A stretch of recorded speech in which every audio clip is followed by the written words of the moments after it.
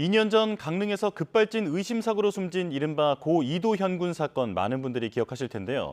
국과수는 가속 페달 오류로 운전자 과실 의견을 냈지만 최근에 나온 공식 재현 시험 결과에서 이를 뒤집을 만한 결론을 냈습니다. 어떤 내용인지 전문가와 함께 자세히 짚어보겠습니다. 김필수 대림대 자동차학과 교수 화상으로 연결되어 있습니다. 나와 계십니까? 네, 안녕하세요. 네.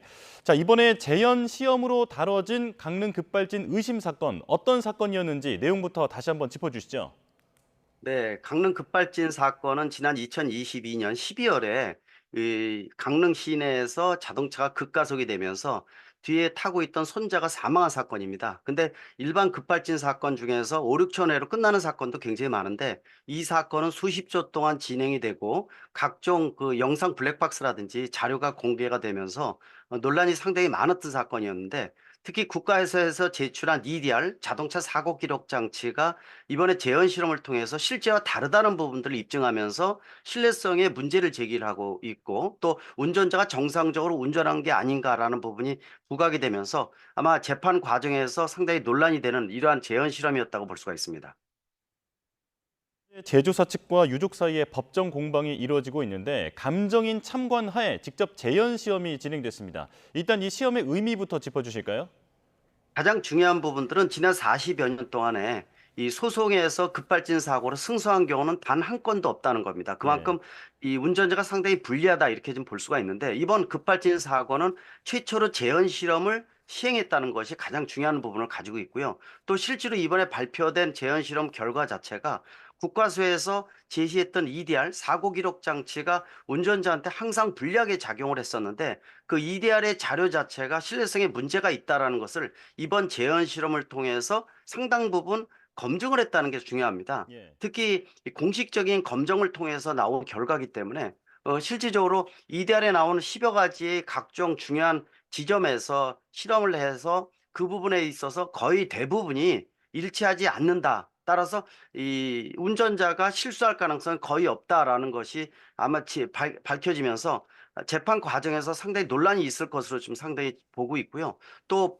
정식적인 신청은 아니지만은 긴급 자동 제동 장치도 실험을 통해서 검증을 했습니다. 아마 예. 그런 부분들이 실제로 이번 민사 소송에서 상당히 중요한 영향을 가지고 있고요. 또 이 사건 자체가 최초로 이루어진 재현 실험이라는 거, 그리고 EDR에 나오는 기록 자체가 신뢰성에 문제가 있다는 부분들은 다른 소송 사건에도 영향을 줄 수 있는 이런 재현 실험 결과라고 볼 수가 있습니다. 예.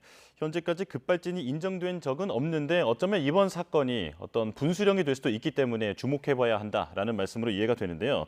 자, 앞서서 국과수는 할머니가 브레이크를 작동한 흔적이 없다.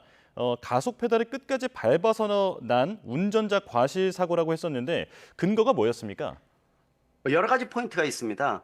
일반 변속 패턴 변속 장치를 장착을 해서 변속에 맞춰서 속도가 올라가는지를 주로 많이 봤는데 예. 대부분이 다 틀린 부분들이 많이 나왔는데 그중에서 마지막 5초 풀 가속을 밟았을 때 차가 110km에서 116km까지 이 올라가는데 실질적으로 24초까지 걸렸다는 건데 실제로 재현 실험에서는 18초뿐이 걸리지 않았기 때문에 이렇게 속도가 실제하고 많이 틀리다는 거, 또 이 시간이 오래 걸리는 것은 이 운전자가 브레이크를 밟은 증거가 아니냐라는 부분들을 제기를 했었고요. 음. 또 일반 다른 차량과 충돌 이후에 올라가는 속도가 40km에서 올라가는 속도가 24초까지 걸렸는데 실제로 실험을 했더니 18초까지 뿐이 안 걸렸다라는 거, 또 예. 시간이 그만큼 6초 이상 차이가 났다는 것은 역시 운전자가 이 브레이크를 밟아서 열심히 차를 제동하기 위해서 노력했다는 하나의 증거가 될 수가 있기 때문에 그런 부분이 실제로 EDR에 나오는 풀 가속을 밟았다고 차이가 크게 나는 부분이라고 볼 수가 있습니다. 예, 그러니까 국가수는 EDR 기록을 토대로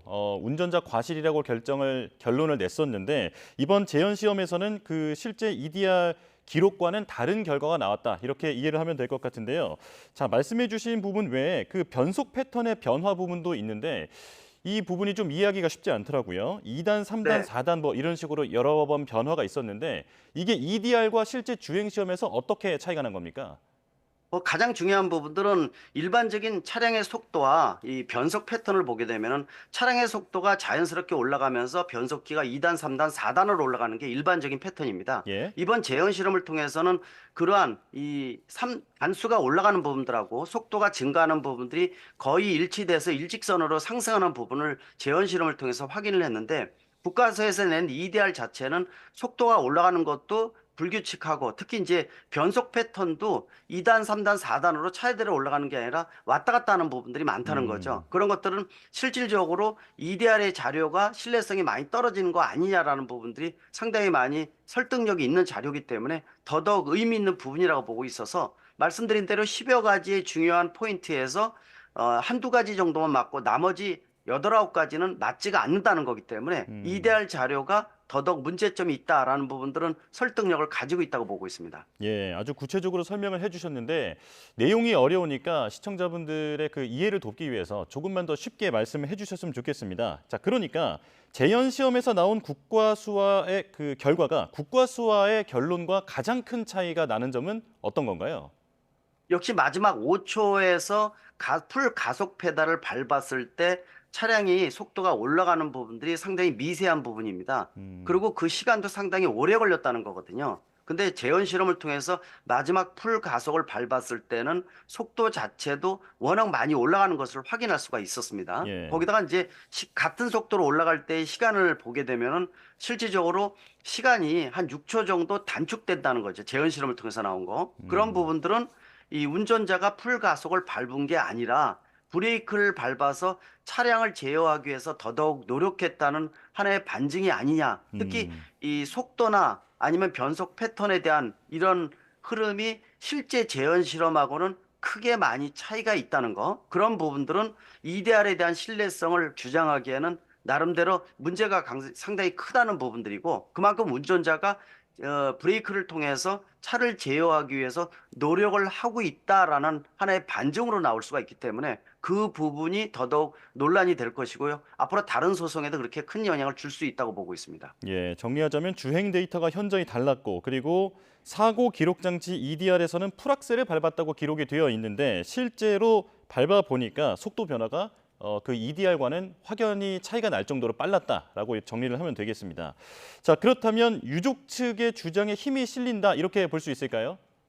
그렇습니다. 이번 재현 실험 자체는 40여 년 만에 최초로 시행하는 부분들인데 상당히 아쉬운 부분들은 공공기관이 나서서 재현 실험을 한 게 아니라 음. 피해자 가족이 직접 모든 것을 준비해서 실험했다는 것은 그만큼 아직도 이 소비자 중심의 부분에서 기울어진 운동장이 좀 잘못된 부분이 아닌가라는 부분을 하고요. 또 한 가지는 첫 재현 실험이라고 아까도 말씀드렸는데 지금 현재 관련된 소송이 상당히 많고 계속 급발진 관련 의심 사고가 많이 발생을 하고 있습니다. 따라서 예. 재판부에서도 앞으로는 이 나온 EDR 결과를 바로 수용하지 않고 아마 재현 실험을 통해서 입증하는 자료를 좀 가져와라라는 부분들이 아마 많아질 것으로 보고 있어서 앞으로 이번 첫 재현 실험이지만은 앞으로 다른 소송에도 영향을 줄 수 있다는 거. 또 특히 이 강릉 급발진 사고가 지금 민사상의 이 재판이 진행 중인데 그 부분에도 영향을 주면서 앞으로 급발진 사고가 소비자가 좀 불리한 부분에서 상당 부분 회복할 수 있는 기회가 아닌가라는 측면에서 상당히 의미 있는 실험이고 결과라고 볼 수가 있습니다. 예.